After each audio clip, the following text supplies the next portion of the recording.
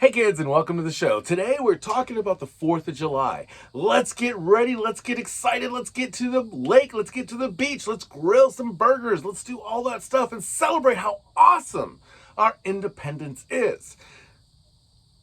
But do you know why our independence is so awesome and why we celebrate now?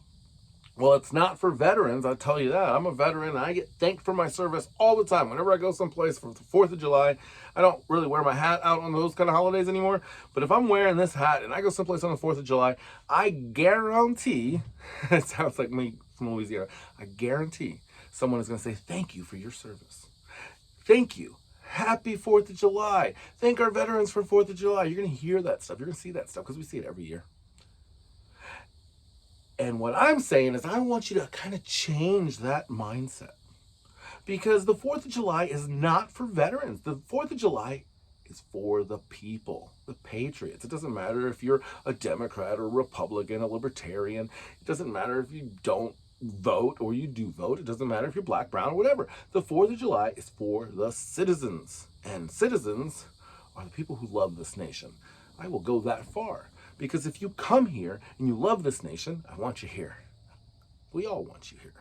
If you come here and you don't like the nation, we want you to participate and change the things that could be changed. But right now, we have what is, by some people's judgment, a constitutional republic. That's what I was raised to believe. That's what I was taught in school. But we also have what's called a multicultural democracy. And there's a big group of our country that believes that we're a democracy, and another group that thinks we're a republic. Well, we're a little bit of both, because we have democratic elections to elect representatives, and those representatives represent us in Washington to the president. So we are 50 individual states. In any other part of the world, a state would be considered a country. So the state of Vatican City is a country. The state of Italy is a country. And then you have this European Union. So Europe is obviously the continent, and it talks about that area. Like we have North America, and then we're broken up into 3 major states. You've got Mexico, United States, Canada. So those are the 3 main ones in North America.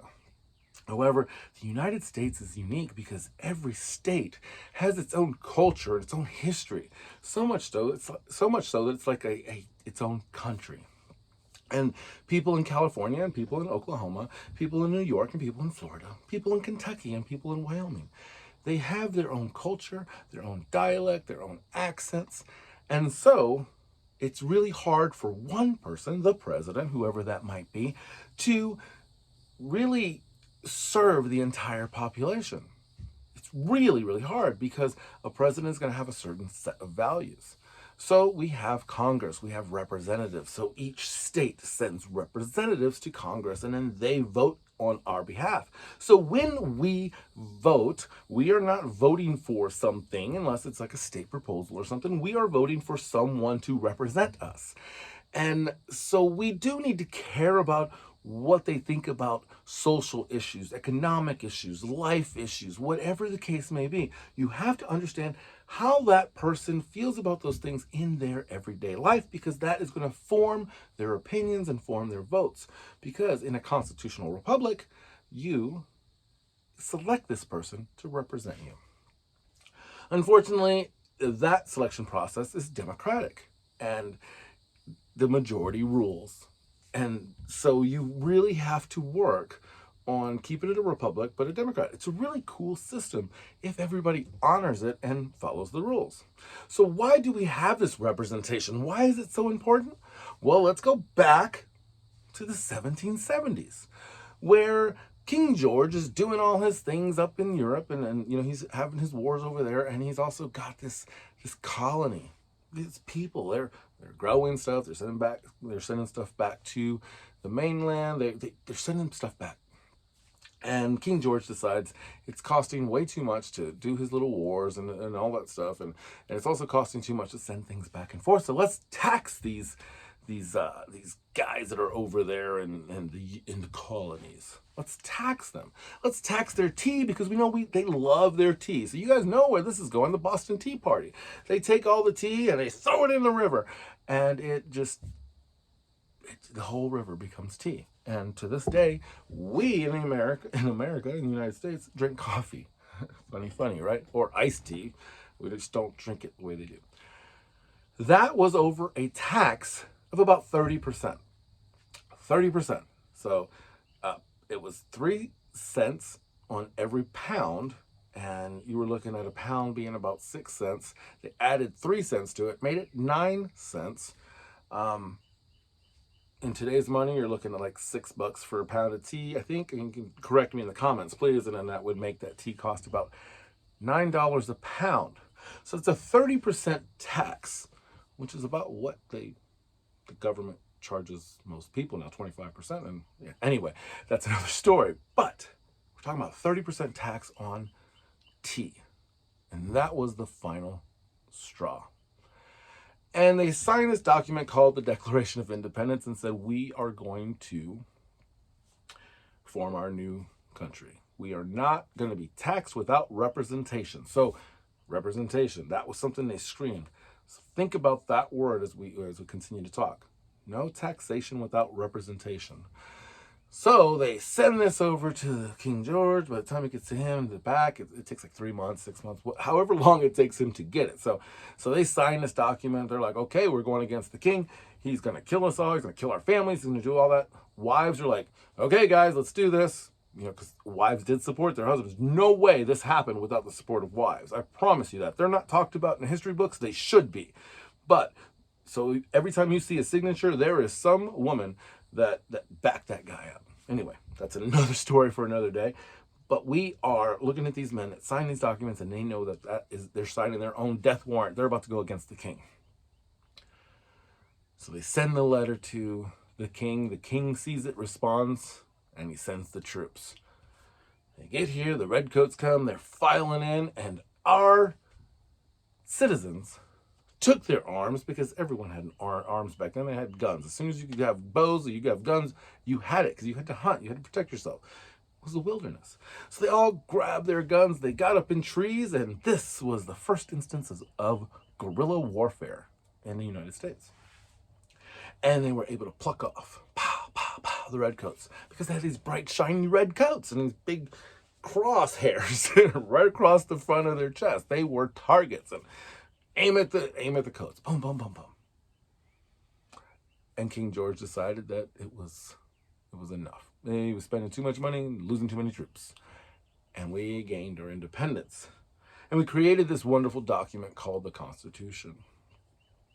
And the Constitution was formed so that every state could speak for itself. Unlike the taxation without representation that would exist in the colonies under King George, they said, we're not going to do that anymore. We are going to have representatives for each of our districts, the districts being our states. So the states started to form. So each state would have its own representatives to go and create laws that would protect everyone. So it's like, hey, we have your back, you have our back, we're going to live our life, you're going to live your life. Catholics go up there, Protestants go down there, and they started to separate themselves. We start to get bigger, we start to grow. Representatives are still sent to Washington to represent us. But in the Constitution, there's a couple things that I want to mention. First, it was, how do we preserve our republic? Well, the first two tell you what is the most important thing. The freedom of speech, religion, the freedom to address grievance, to your senators, your president. The idea that the citizen can say, you are not doing what you're supposed to be doing. I can be a Catholic, I can be a Protestant, I can be a Muslim, I can be whatever I want. I can speak whatever I want without the government arresting me or the government shutting me down. Not private organizations, but the government. The government can't come in and say, Willie, you can't have this YouTube channel anymore. Boom. That's what the First Amendment was. That was the first. And then the second was, hey, when those guys showed up, the only reason we won is because everybody had a firearm. And a government is scared of people that are armed. The citizenship. If they're armed, revolts usually don't happen. It's kind of the opposite.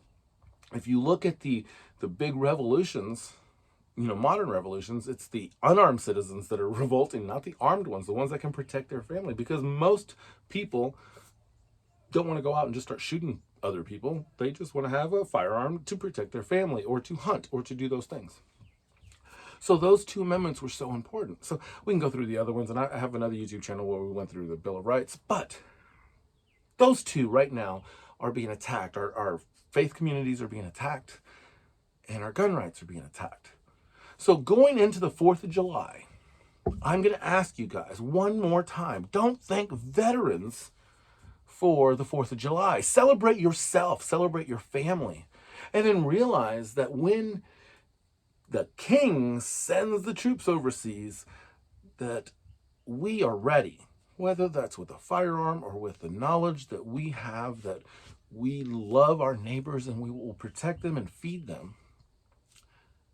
Then when we move on to the next phase of this journey, it's not going to be so scary, because right now is the time to form your tribes, your villages, whatever you want to call it. And I have to tell you this, if you form a tribe or a village with people that act and think just like you, you're gonna fail. And that, in my opinion, and this dad's opinion, is the problem with our nation today. Is people form tribes in echo chambers, and they will not engage with people they disagree with. We can't grow and we can't work together if we just look at it as us and them. So as we move into this next election, you're going to start to see some trash. You're going to start to see the ads. And what it boils down to is this. Stop worrying about what the establishment is telling you to vote for, and try to get to know the person as much as you can. And then vote for the person that's most like you. Seriously. Not that they agree with you about everything, but the one that is most like you. Because if you disagree with someone that is like you, you can communicate and you can have dialogue with them. And hopefully, they will represent you in a really positive way. There is so much going on right now. While I'm recording this, we could be having the SCOTUS decision coming down. Our nation has so many issues and so many things going on that are dividing us, and the people in charge are exploiting that. And the people that want to be in charge are exploiting that. So this 4th of July, I say it again, thank a patriot. Look into the eyes of your family and realize that the 4th of July is a day for Americans. Americans. That's it. Not veterans, not Americans. And we celebrate that time when we said, yo, King, enough. We need representation because we are important. And now that we face a similar situation, not that we are going to be destroyed by our leadership, but our taxes are being raised and raised and raised. And it seems like the people that we've elected to represent us are not really representing us. Because unfortunately, yes, the taxes have to go up. I hate taxes, but when you spend as much money as we have spent as a nation over the last few years, Trump on, you have to raise taxes. You have to, if you can't pay your bills at home, you have to go earn some more money, or you go into default. And we just, who do we owe anyway, right? So go into this 4th of July knowing that with gas prices over $5 a gallon and inflation hitting, jobs coming back but not paying like they should, money being sent to fund wars in other countries, and the housing market about to crash. So if you own a house, I hope you didn't buy it this year because you paid too much. It's about to pop, in my opinion. So we'll see what happens there. And I think gas prices are going to continue to go up. But we're still a young and beautiful nation. We just need to realize that we have some abusive people in power. And I don't think they realize they're abusive because half of the people agree with them and the other half don't. Is it really half and half? I don't know. But I can tell you this. If someone doesn't want to be your friend because you don't agree with them on politics, just love them and let them not be your friend. The 4th of July is a time for independence, and it's a time to recognize how strong and powerful we can be. And sometimes that independence is taking us away from an abusive king, an abusive president, an abusive parent or grandparent or spouse or child. Children can be abusive too. Independence is more than just about barbecuing. It's more than about what happened in 1776, because we have to form our independence every day. We have to make ourselves independent every day, because we will continue to run into trials. We will continue to run into hateful people. Don't forget to step back and love. Step back and talk to someone that you disagree with. Someone that's not a jerk, but talk to someone you disagree with. Because you're going to find out that there's so much more to the story than what we know. And it's impossible to keep up. If you follow my stuff, it's almost impossible for me to keep up with everything, and I follow it all day long. If you're just getting your news from one source, you are being manipulated into a certain direction, and that direction is to keep us divided. Because as long as we're divided, the people that have been in power, the deep state, can stay in power for years and years to come. And we're not talking about the elected officials, we're talking about the people that work for them. So in the next few years, we need to vote some people out. We also need to start firing some people, or asking our representatives to fire some people. Like when they get there, that person that's been a secretary for that position for the last 30 years, that person's a lot more dangerous than the people on the floor voting for things, because that person is why we have what we have now. Politicians are just trying to get your vote. The people that work for them, they're the ones trying to manipulate things and make the world what they want it to be. And let's be honest, if you had the position, you'd make the world, or you would try to make the world what you would want it to be. And maybe that would be cool, and maybe it wouldn't. But ultimately, as a dad, as a father, because those are two different things, and as a husband, I have to tell you, worry less about what they're doing up there and worry more about what you're doing within your own family unit, because the best thing you can do for your kids is just be there. Until next time, work hard, be kind, have fun, have a wonderful 4th of July, and please share this, like this, interact with it, help me beat the algorithm. Until next time.